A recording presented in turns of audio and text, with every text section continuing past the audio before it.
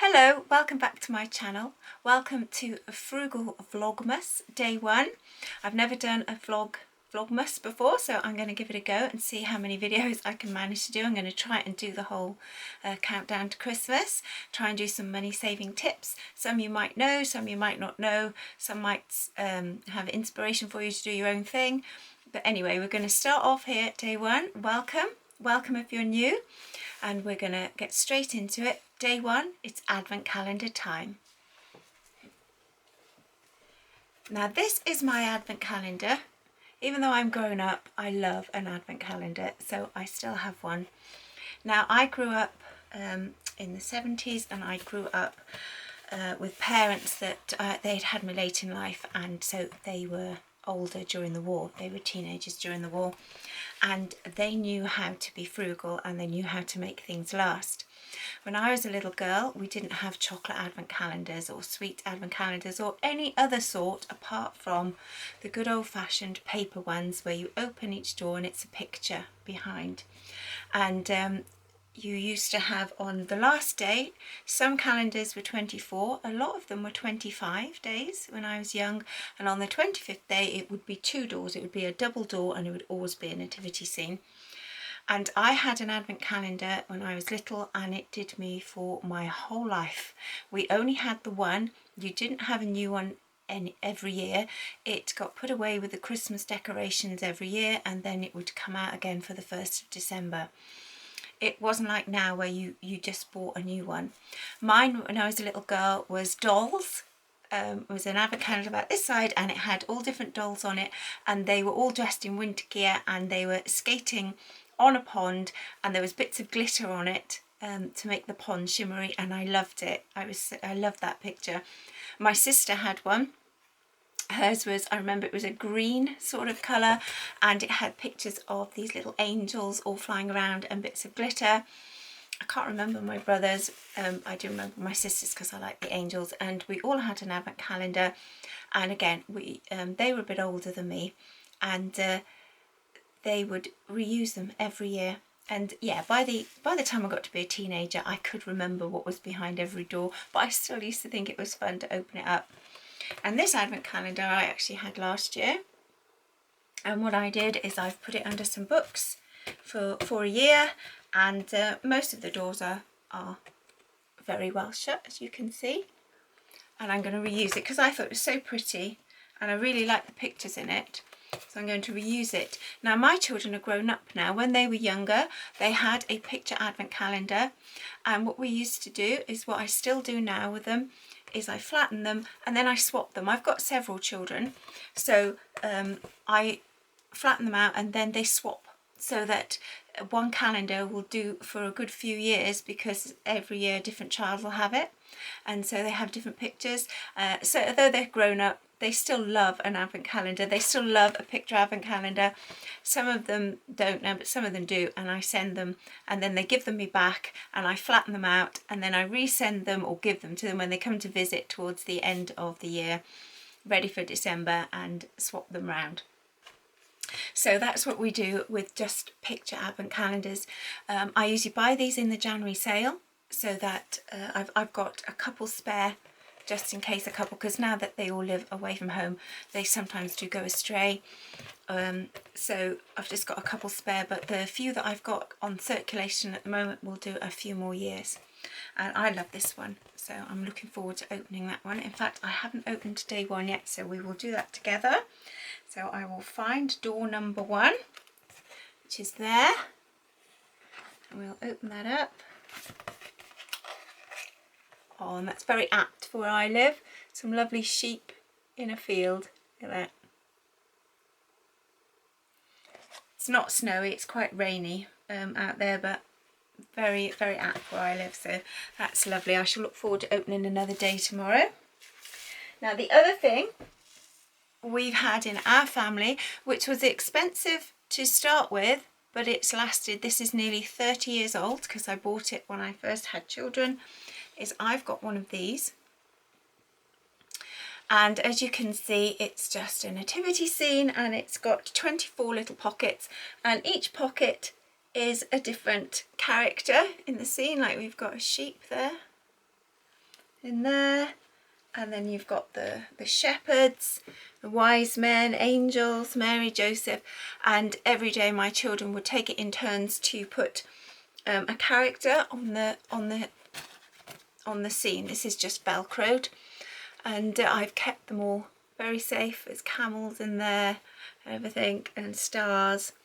The big star at the front used to play a tune, and that doesn't play a tune anymore. And to change the battery, you'd have to sort of unpick it and resew it, and I didn't want to spoil it. I was a bit, so we don't have the singing star, but that has lasted, and as you can see, it's still in really good condition. That's nearly 30 years old, and I say my children just used to take it in turns to put a character on and count down the days. So that is another like long-term thing, but it is more money up front, but it did last, and they thought that was fun. They didn't have chocolate advent calendars. They did start to come out when they were little, and I decided I didn't want to go down that route to start with, because I had quite a few children, and I thought, well, do I just get one between them? Do I get one each? And I didn't think they looked as pretty as the picture ones, because I don't know what they're like now, but I know certainly at the start they were this plastic behind the door. You took the chocolate out and there was nothing there then to look nice, and I didn't really like the idea of them having chocolate every day and stuff like that, and I don't know, it was something that wasn't sort of my thing. But then as time went on and as they got older, and we decided we would try an advent calendar that wasn't a paper one. But what we did was we bought one of the reusable ones with the pockets. Well, I think it had little bags, this one. I actually bought it in a January sale. And that is a thing you can do if you want to get the ones with pockets in to put your own gifts in or sweets in. I bought mine in the January sales and it was half price. And then, of course, that did me for a long time because they are reusable. My daughter wanted one this year and she bought one 2 days ago in Aldi, and that was reduced as well. And she said that one's going to last her a long time. And it was a big giant one with lots of pockets in, and this close to the 1st of December a lot of the shops actually reduce them, so you can get them cheaper by buying them either in January or now, and they get the ones with the pockets, and then you don't have to put sweets in them. You can put other things in them.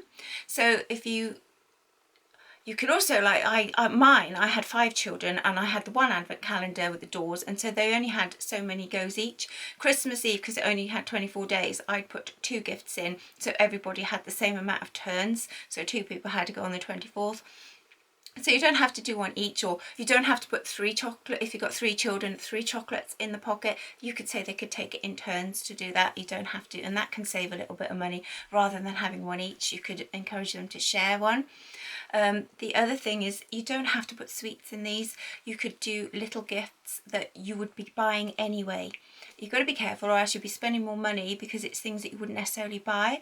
But for example, if you were going to get the children a pair of Christmas earrings, because I've got some Christmas earrings, or a Christmas hair bobble, or Christmas pens, you could put those in your advent calendar instead if you were buying them anyway, just instead of just giving them to the children to sort of have another dimension to it. If you want to give them bigger gifts, if you want to say get some craft ideas and things like that, because you're going to do Christmas craft or Christmas baking, what you could do is what I did one year for my daughter, because it was the last year before she went to uni, and so I made her a Christmas tombola instead of an advent calendar. So I bought 24 little gifts, and it was just instead of putting them in her stocking, but it was all stuff on the countdown to Christmas. So it was Christmas hair stuff, Christmas earrings. There was we made a Christmas cake thing together, so it was like a cake mix for a bit of fun and things like that. And I wrapped them up and I put numbers on them, 1 to 24, and then I put numbers in a jar, and she picked one out every day. And so if it came up as number 3, she picked up that. So it didn't coincide with the days of the month, you know, so it wasn't like number 3 on the 3rd of December, it was just whatever number she pulled out of the hat at the time. So that was quite a good thing to do, and it was quite fun, and you could do that with your children if you were buying gifts anyway. Or you could even, if you didn't want to spend money on an actual advent calendar, you could just get some sweets and do a lucky dip. So you could just put them in a jar, and every day, instead of having to buy buy the actual advent calendar to put them in. You could just put them in a jar or a little box, and they could just lucky dip and pick something out every day for December, and then that will save you money on buying the advent calendar. And then you don't have to do advent calendars at all. Another thing we did once, and this was a lovely idea, is we wrote down the 24 of our favourite Christmas stories, and then every day we would pick one out and then we'd read that story. Now, when I was a little girl, my favourite story was a Teddy Robinson story in this little old book I've got here, and it was Teddy Robinson is a Polar Bear, which it was like a winter as well as a Christmas story, and this was Teddy Robinson is a Polar Bear, and I read this to my children, and he gets sat outside and he gets covered in snow. And there's a roll, and this was one of my favourite stories, and so I like that one. And I love the Paddington stories, and there's the Paddington's Christmas where they think he's got stuck up the chimney, and I thought that was great fun, and I read that to my children as well.